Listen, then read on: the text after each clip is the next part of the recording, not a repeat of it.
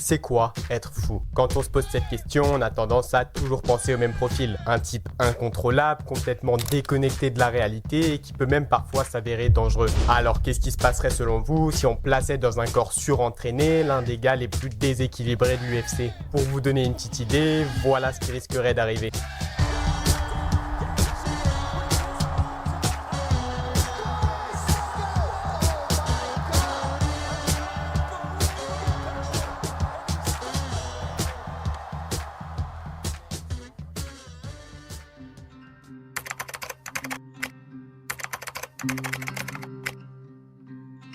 Justin Gaethje est le genre d'enfant qui naît avec ce petit quelque chose en plus.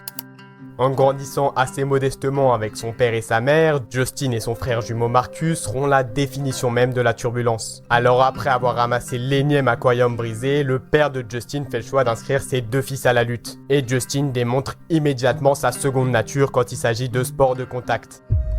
Et après avoir enchaîné les compétitions locales, Gaethje réussit à grimper dans les classements au point de se hisser à la 7ème place du classement national des États-Unis. Mais Justin sait très bien qu'une carrière de lutteur est, en plus d'être très compétitive, est extrêmement ingrate financièrement. Il s'ouvre alors à différentes disciplines et fait la rencontre du MMA qu'il séduit instantanément. C'est donc sans avoir pris le moindre cours et sans avoir frappé la moindre cible que Justin fait son premier combat en amateur qu'il remporte après avoir annihilé son adversaire avec sa lutte.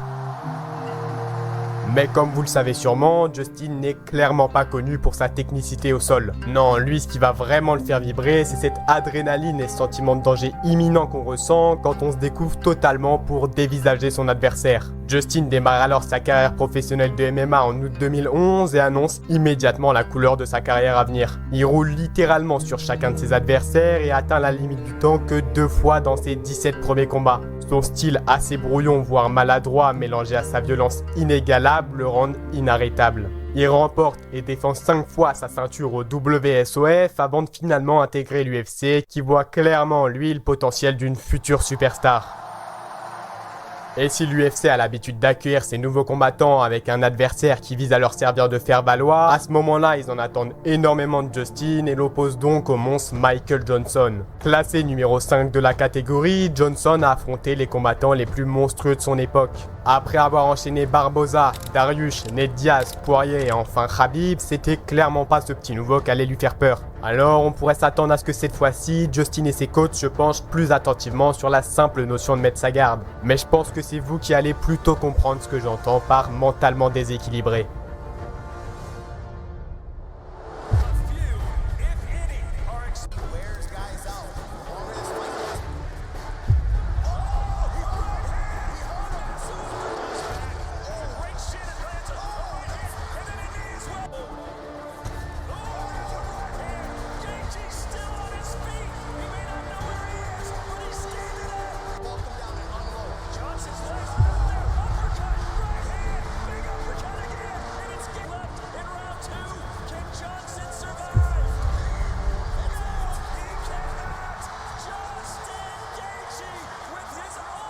Ça y est. En tout juste une soirée, Justin passe d'inconnu total à plus gros espoir de l'organisation. Mais quand on secoue autant les foules, quand on retourne l'un des combattants les plus craints de l'organisation comme le sparring du jeudi, il faut pas s'attendre à ce que l'UFC te mette bien au chaud sous un petit plaid bien douillet. Non, et c'est pas juste le contraire, c'est tout simplement le plus opposé possible. Moins de 5 mois plus tard, Justin est de retour dans la cage pour affronter Eddie Alvarez, l'un des strikers les plus terrifiants de l'organisation et classé numéro 4 de la catégorie. Ce soir-là, il n'y avait pas le moindre doute sur le fait qu'on allait assister à l'un des combats les plus marquants de l'histoire de la catégorie. Et vous savez quoi? Ça a pas manqué. À peine arrivé dans la cage, les deux combattants se livrent une véritable guerre. Du côté Gaethje, le game plan était simple. Arracher la jambe d'Alvarez à n'importe quel prix. Alors après avoir encaissé 14 monstrueux leg kicks de Gaethje, Alvarez commence à voir la faille dans le style de Justin. Parce qu'à force de négliger ses compétences en termes de défense, Gaethje se retrouve dans une impasse où il peut pas se permettre de découvrir son menton et doit donc lever ses coudes en négligeant la défense de son corps. Mais Alvarez s'est pas hissé dans le top 5 par hasard, et voyant très clairement la faille évidente, en profite pour s'y immiscer et salement connecter Justin. Et après plus de 13 minutes de sauvagerie basée sur qui cédera le premier, Justin commence à dangereusement ralentir, permettant à Eddie de sérieusement reprendre le dessus.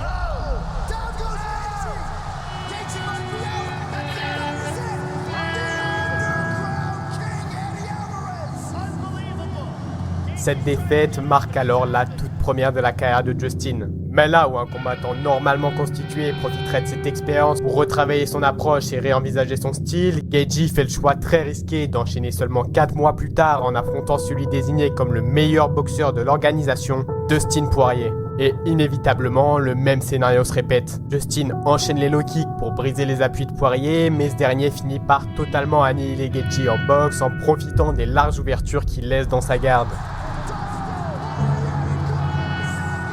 Cette fois-ci, Gaethje est obligé de regarder la réalité en face. Ok, son style est ultra divertissant et garantit du spectacle, mais à quel prix? Pour lui, c'était hors de question de passer sa vie à combattre dans le bas du classement. Parce que lui cherche pas le feu des projecteurs, mais l'adrénaline qu'on ressent quand on entre dans la cage avec le meilleur du monde. Il revient alors seulement 4 mois plus tard et affronte le redoutable boxeur James Vick, qui étant un jeune espoir de l'organisation, aurait bien besoin d'une victoire contre un gros nom comme celui de Gaethje pour exploser médiatiquement. Mais là où Vick représente un sérieux danger pour Gaethje, c'est en anglaise. Parce que comme vous le savez, après un KO, le cerveau peut parfois mettre jusqu'à une dizaine de mois pour s'en remettre et reste relativement fragile d'ici là. Sauf qu'ici, Justin ne revient pas d'un mais de 2 KO. Et si certains avaient déjà enterré de highlights, lui venait tout juste de renaître.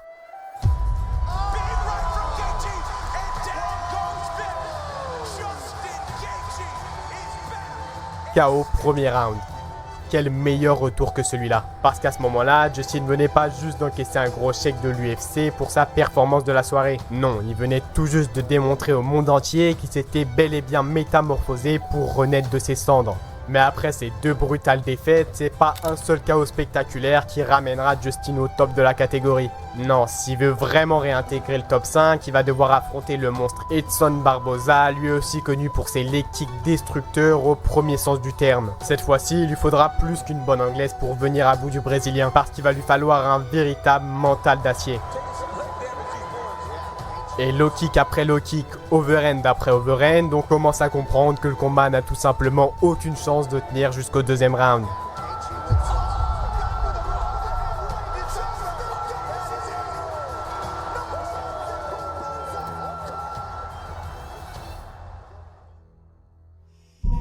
Justin paraît alors inarrêtable et poursuit sa course à la ceinture en roulant sur le vétéran Donald Cerrone. Son style ultra sauvage mélangé à ses finishes incroyablement violents finissent naturellement par le mettre en compétition avec le boogeyman de l'UFC, réputé pour être le combattant le plus terrifiant de l'organisation, Tony Ferguson. À ce moment-là, Tony est bien loin de celui qu'on connaît aujourd'hui. Parce qu'à cette époque, il était tout simplement désigné comme le plus grand lightweight de l'histoire de l'UFC. Et c'est pas vraiment le fait qu'il ait réalisé la plus longue série de victoires consécutives de l'histoire de sa catégorie qu'il place à ce titre, mais plutôt la manière dont il a brisé chacun de ses adversaires, mentalement comme physiquement, avec des techniques toujours plus inédites, toujours plus efficaces et surtout toujours plus sanglantes. Il a beau être touché, il a beau être au sol, tant qu'il n'est pas inconscient, il reviendra encore et encore comme un chien affamé qui sent l'odeur du sang laissé par sa morsure.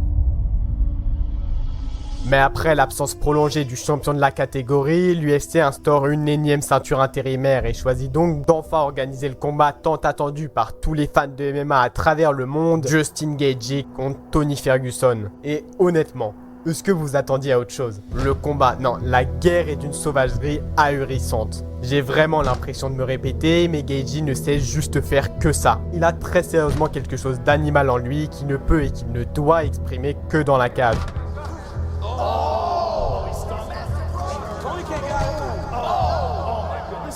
Après 4 rounds de frappes dévastatrices, de violence pure et de low kick destructeur, Tony commence à montrer des sérieux signes d'épuisement extrême. On le voit sous un angle encore jamais vu dans l'histoire du MMA. Ferguson est devenu la proie et Gaethje est le chasseur.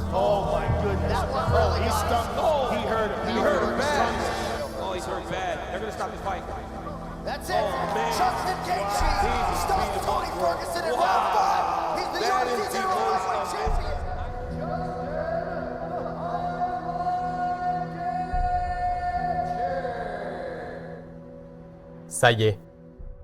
Après plus de 9 ans de carrière, Gaethje est enfin arrivé au sommet de son sport. Au sommet? Non, pas au sommet, parce qu'il revient. Après plus d'1 an d'absence, il est de retour. L'aigle du Daghestan bien décidé à faire taire tous les doutes. Cette fois-ci, Gaethje pourra pas juste se contenter de jouer à qui sera le plus sauvage. Ici, son adversaire n'a rien à voir avec tout ce qu'il a pu connaître jusqu'ici. Khabib Nurmagomedov n'est pas juste un excellent lutteur. Il est une marée noire, un véritable cauchemar vivant qui engloutit tous ses adversaires dans les profondeurs les plus sombres du MMA. Et cette fois-ci, le game plan de Gaethje n'a rien à voir avec celui de ses précédents combats. Parce qu'il sait très bien que Khabib compte pas passer la moindre seconde debout et va tout faire pour l'emmener au sol dès la première occasion. Mais pour Gaethje, arriver au sol signifie tout simplement perdre le combat. Parce qu'il sait très bien que son grappling n'a pas la moindre chance de rivaliser avec celui du Dagestanais. Le game plan est donc très simple. Briser les jambes du champion pour contraindre au maximum ses tentatives de takedown tout en le connectant le plus brutalement possible debout.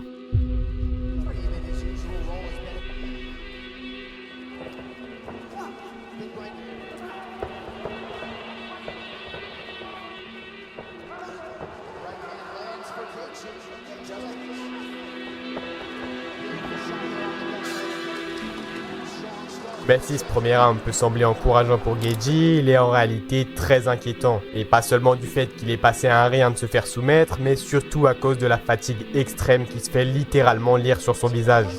Et Gaethje a beau tout donner pour ralentir le rythme effréné du Dagestanais, quelquefois même le maximum ne suffit pas.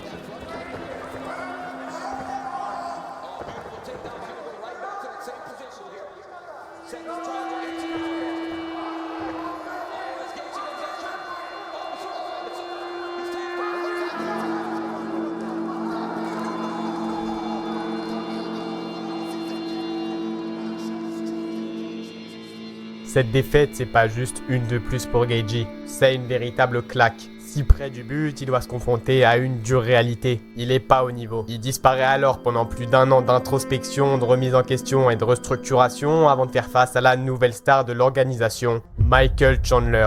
Après avoir réalisé un parcours phénoménal au Bellator, Chandler intègre finalement l'UFC en s'autoproclamant combattant le plus divertissant de l'organisation. Et même si ses débuts dans l'organisation sont sur le papier assez mitigés, dans la cage il fait l'unanimité. Quand Chandler rentre dans la cage, la violence y entre aussi. Les deux combattants ont beau tous les deux venir initialement de la lutte, dans la tête de tous les spectateurs, ce soir de novembre 2021, c'était bien une guerre sur pied qui s'attendait à voir.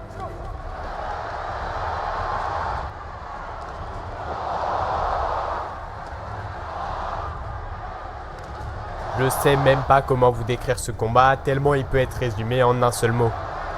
Sauvage. Bien sûr, les deux combattants tiennent à obtenir la victoire, mais ici, ce qui compte le plus, c'est d'offrir un spectacle tellement violent qui fera encore frissonner une décennie plus tard.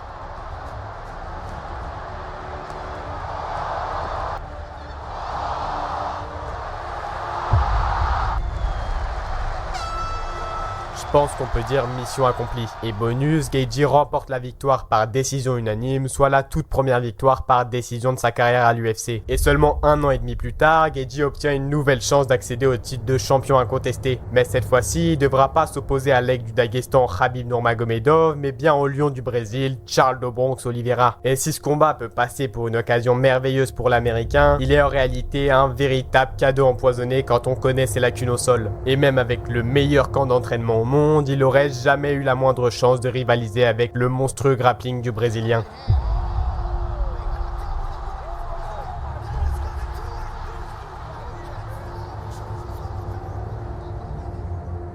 Mais cette défaite est loin d'être la fin de l'histoire. Parce qu'après avoir remporté son combat suivant contre Rafael Fiviev, il était enfin temps pour lui de recombattre pour une ceinture. Mais vous le voyez venir, celle-ci n'a rien à voir avec celle détenue par le champion. Parce qu'effectivement, elle a pour but de récompenser les combattants les plus violents et brutaux de l'organisation. Alors, quoi de mieux que se la faire se disputer entre les deux meilleurs boxeurs de la catégorie, Justin Gaethje et Dustin Poirier. Mais cette fois-ci, Gaethje n'a plus rien à voir avec celui de 2018. Non seulement grâce à sa technique et son intelligence de combat, mais surtout grâce à sa capacité à garder son sang-froid en situation de crise. Et face au monstre qu'est Dustin Poirier, faut pas être un génie pour se douter que le combat sera haut en rebondissement.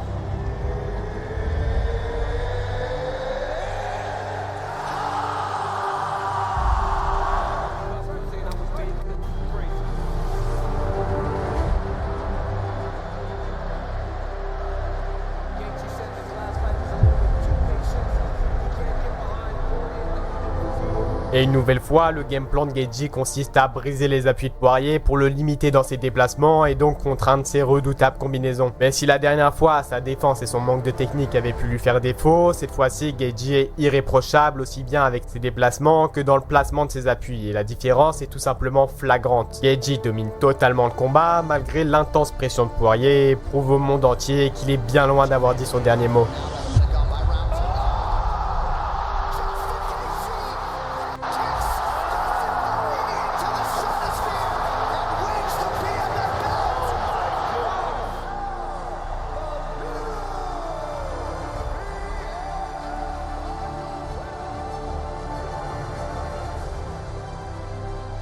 Geji prouve encore une fois qu'il est tout simplement indomptable. Chaque défaite se transforme pour lui en une nouvelle occasion de renaître de ses cendres encore plus fort. Et après son combat légendaire contre Max Holloway suivi de sa victoire indiscutable contre Fiviev, Geji donne l'impression d'être littéralement infatigable. Mais avec ses 37 ans passés, il y a vraiment très peu de doute sur le fait qu'on le revoit un jour combattre pour la ceinture et encore moins la remporter. Mais ça l'aura jamais empêché de nous offrir des guerres et des frissons inoubliables. Et si une chose est bien sûre, c'est que Geji restera pour toujours ce combattant qui rime avec violence et folie.